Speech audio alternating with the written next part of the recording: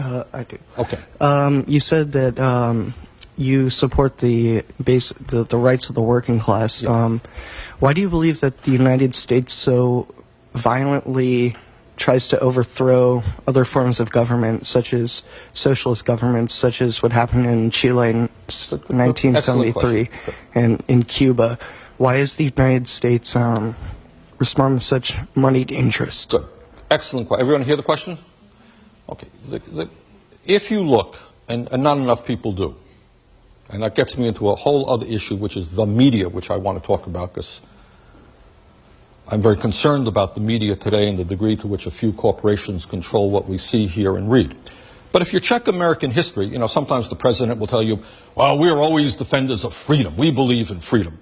But if you check history, what you will find is that in many years, especially in Latin America, which way back from when President Monroe developed his Monroe Doctrine, we have the right to own Latin America, and we will tell any government there what we want to happen. That's the simple truth. So throughout our history, we have overthrown many, many governments. We didn't like their form of government. In the case of Chile, in 1973, what you had is an election in which a guy named Salvador Allende won the election. Problem is, Nixon and his friends didn't like him. Why?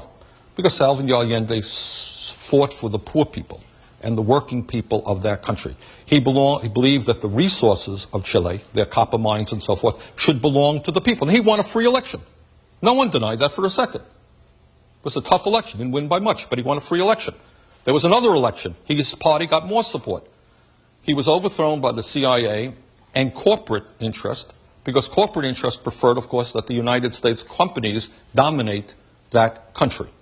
And a lot of what politics is about, going way, way back to the 19th century, through England, France, is the domination of colonies so that big companies in a given country can take the resources of those countries for their own use. So I think that's what happened, and it was a very unfortunate day in American history. Allende won in a democratic election, was popular, was overthrown, and eventually killed. And in his place, a guy named General Pinochet took place, ran that country with an iron fist, killed many, many people, but he was okay.